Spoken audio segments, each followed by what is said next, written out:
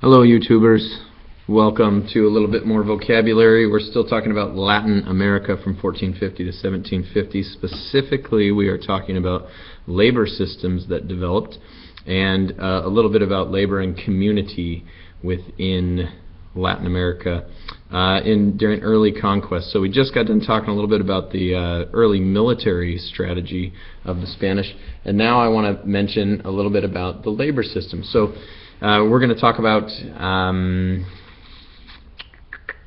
Encomiendas, the Encomienda system. We're going to talk about Mita. We'll talk about Potosi, which was a silver mine, and we will also mention Haciendas in this session. So that's 4 words we'll take a look at, and we will start with Encomiendas. So Encomiendas were large grants of land that were given or granted to Spanish explorers or Spaniards who came to the New World, many of them who had been conquistadors or soldiers who had helped in gaining this land. So a very kind of a likely retirement job for a conquistador would be to be the owner or the encomiendero of a encomienda. And so it was this large plantation style life where it was essentially like medieval manorialism, where the lord or the noble had control of the entire manor, the land, and had control of the peasants who were basically tied to that land. So basically this results in slavery, enslavement of the Native Americans who lived there. So it was very much like saying, you're welcome to stay on this land, which is mine, and in return for you staying here, you will farm the land or pay tax or tribute for being here. So it's slavery under a different name, the encomienda system, and it worked in order to give kind of this new class of nobles in the New World something to look forward to, and to be able to produce cash crops and sell them back to Europe at a great profit. So another form of labor which developed, which was more in South America. So the encomienda system was very popular in the Caribbean and in the mainland of Central America.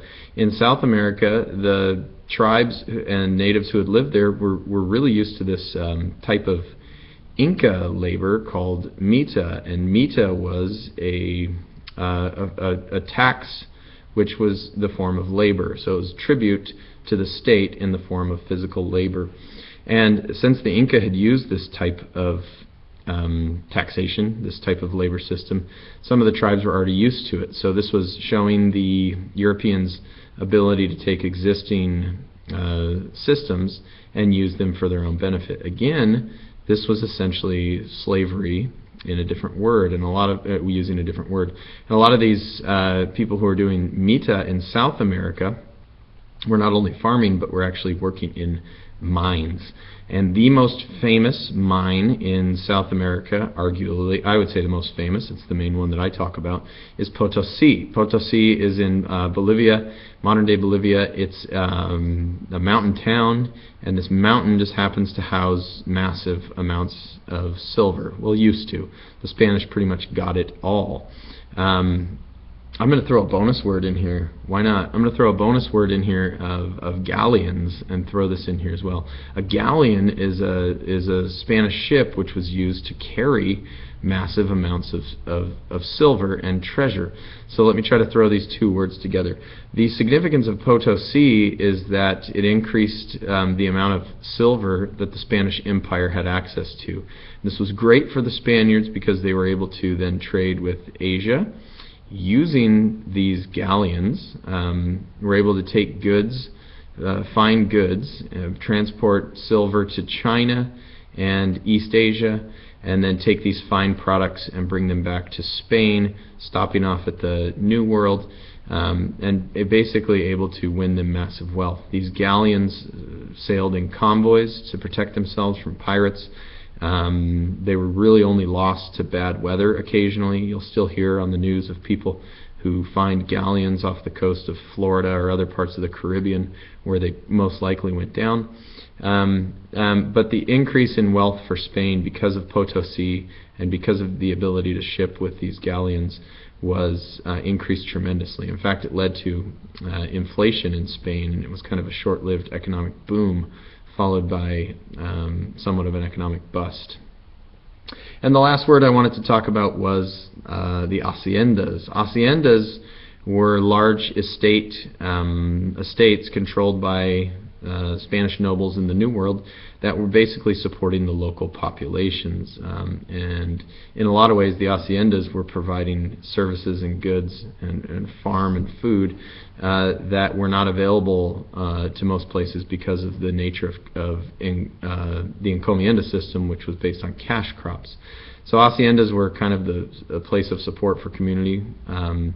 They competed with local markets. Native Americans who lived in the areas would sometimes farm themselves, but the haciendas were kind of the major area where people would go for their basic needs.